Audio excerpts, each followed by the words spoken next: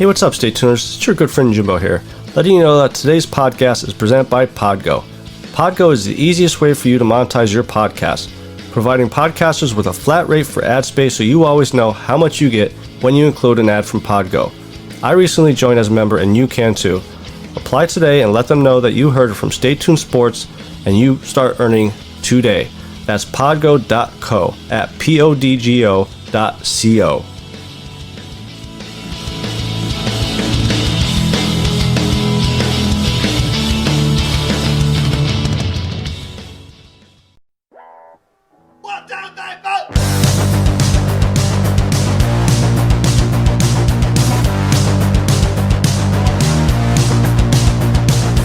You heard the rest. Now here's the best Stay Tuned Sports Podcast. And hello there, all you Stay Tuners. Welcome back to another episode of Stay Tuned Sports. It's your good friend Jimbo here, kicking off this Fight Island week. UFC 251 this weekend. I'm only really going to focus on the UFC pay-per-view because I'm actually in the middle of moving, so don't really have too much time, but I wanted to get a quick episode out, give my picks, my opinions about the fights, things of that nature. But before all that, head over to Twitter, follow us there at ST Sports Podcast, as well as our Facebook page. Like and share that. Subscribe to our YouTube channel. We have some merchandise in the pipelines. I actually just ordered a hat now with a Stay Tuned Sports logo on, see how it looks. Doesn't look too bad, so we may be coming up with hats within the next week or two. If you guys are into hats instead of t-shirts and all the other stuff. So, but like I said, UFC 251 is this weekend. Maybe if I have all my equipment set back up by the weekend, I'll do another quick episode talking about, the Patrick Mahomes contract situation with Deshaun Jackson and any other type of sports stories that may have came up between now and then. So yeah, UFC 251 is this weekend, kicking off the Fight Island at Abu Dhabi. This is what Dana White built up since the whole pandemic started, and kind of put the UFC on pause for a little bit there. And this, like I said, this is the first pay-per-view that they will be holding there. And if you've been living underneath the rock, let me just tell you this: it's a stacked card. I don't know, I can't remember the last time a card like this was put together.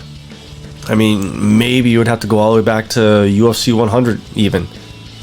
You got 3 title fights going on, and even the first 2 fights of the fight card are potential co-main event type fights.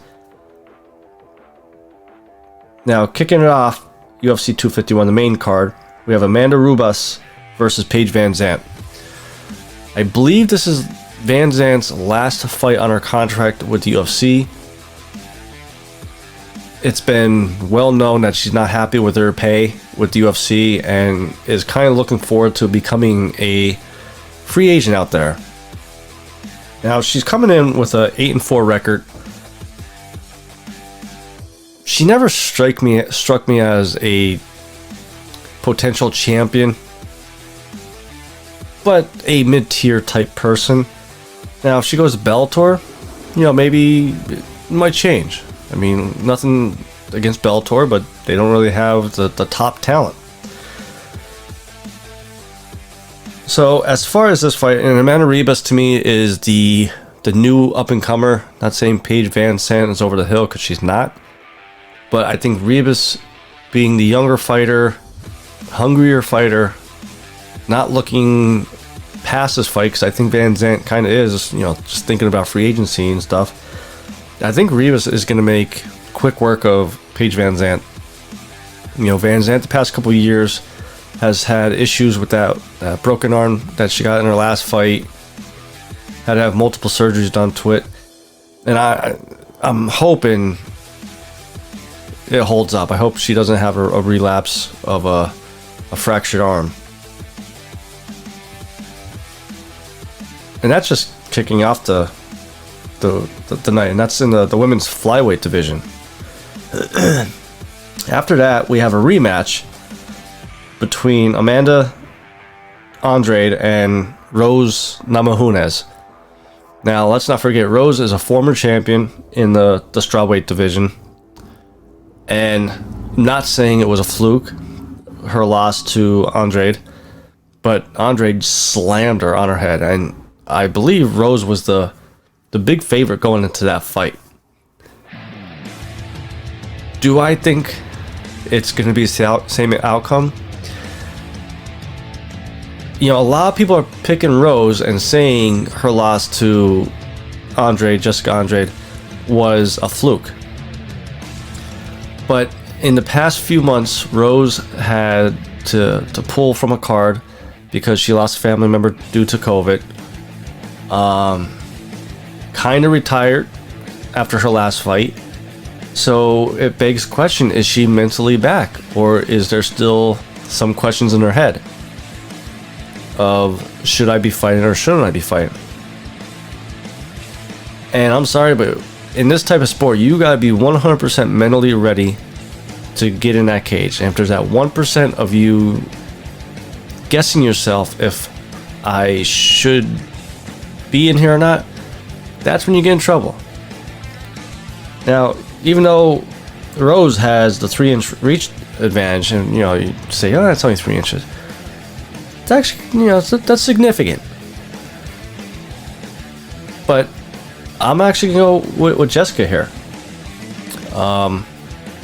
Just because I don't think Rose is 100% mentally back in that cage yet.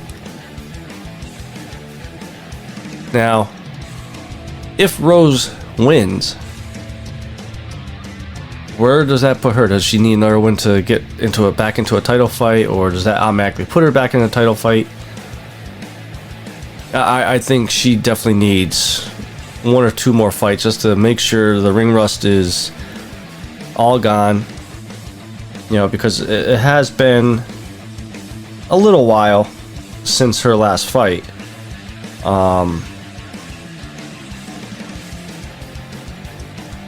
Against, you know, Jessica. It was actually over a year ago was her last fight. And we've seen how ring rust does hinder a fighter, so I'm going Jessica Andrade there with the win. Possibly a knockout. I mean, she is a brawler. Then we have the first of 3 title fights on the pay-per-view. For the bantamweight title, Peter Yan versus Jose Aldo. First and foremost, I don't think Jose deserves to be there. He lost his last fight, and we saw this with Yoel Romero against Adonis. I'm sorry, if I just don't understand how they could put a fighter in a championship bout after losing, whether it was close, whether it was the right decision or not. I just don't agree with this matchup, at least for right now. I mean, Jose Aldo is a very good fighter, but to lose to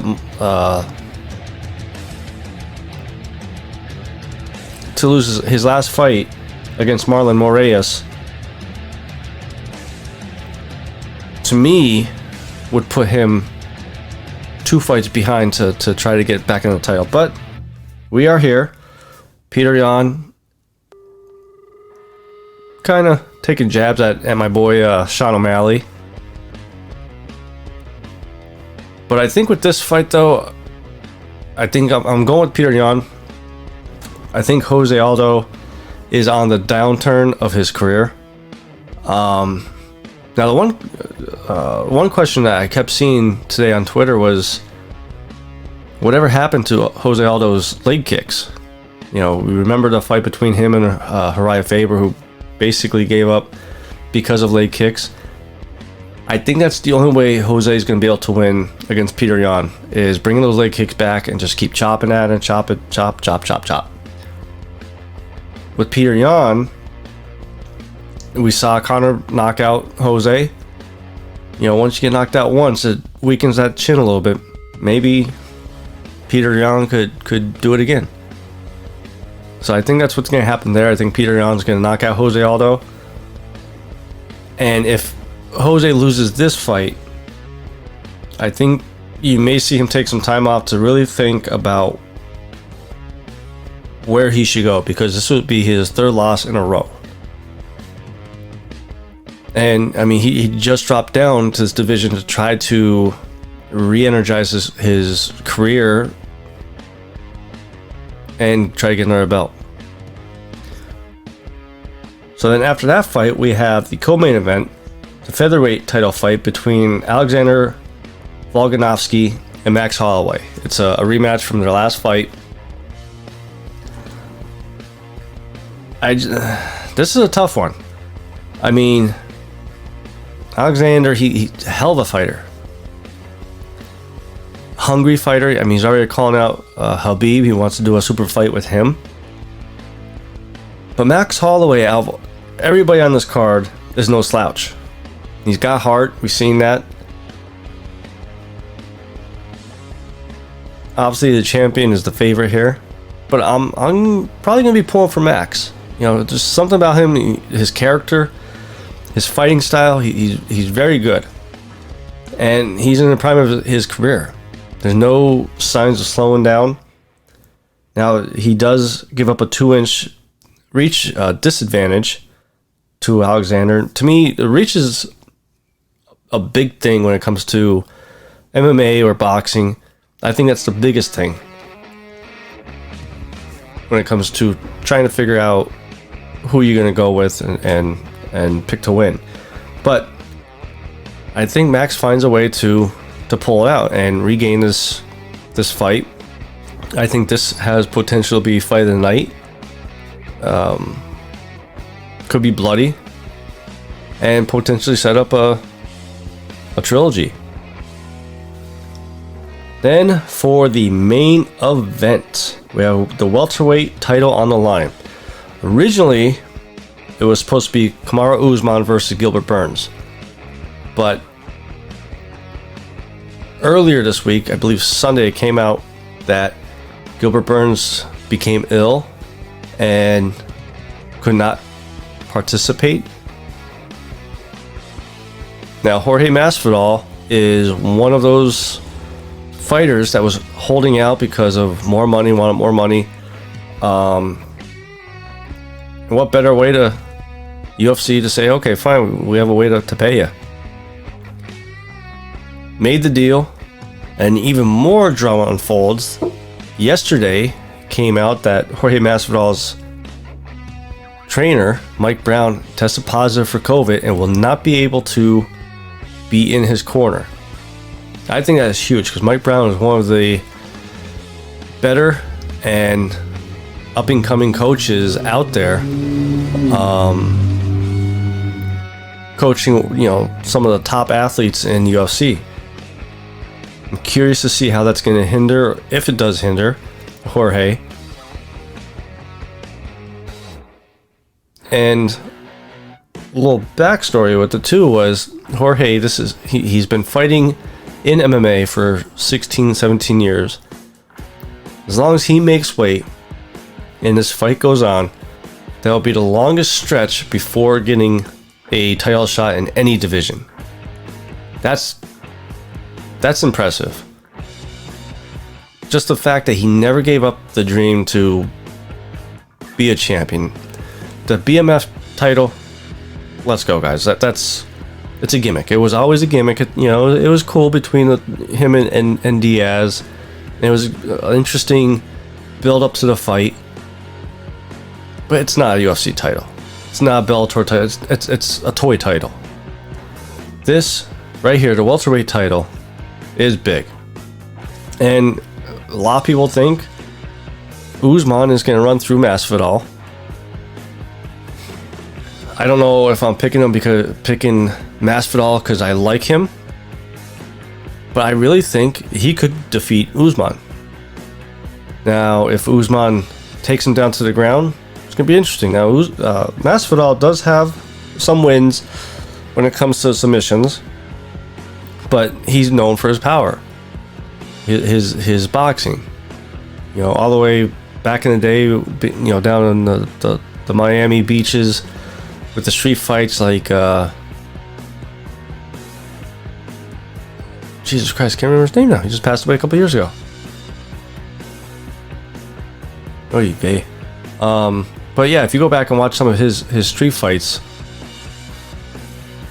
the heavyweight guys he's going up against. Jimbo Slice, that's the guy's name. Jesus Christ, how do I forget about him? But going up against heavyweight guys and knocking them out. All he has to do is just get a couple of those punches. Now, I did see too, you know, obviously the Ben Askren videos is coming back out since Masvidal's fighting. How funny would it be if he lands a flying knee on Guzman and knocks him out for the title? That would be awesome.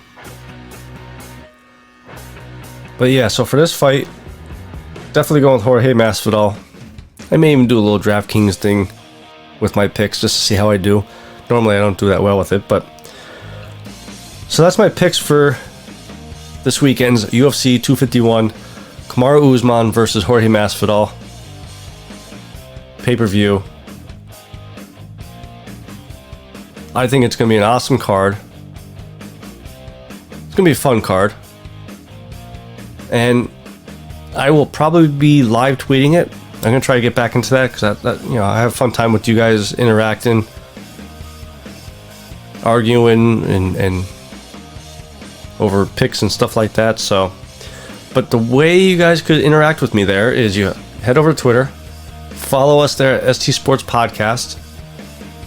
I don't really interact live on Facebook, but like and share our page there because you always get notifications when the new episode drops. And subscribe to our YouTube channel. Help us get up those charts so we can get bigger and better and bring you guys along for the ride. So until next time, this is your good friend Jimbo, signing out.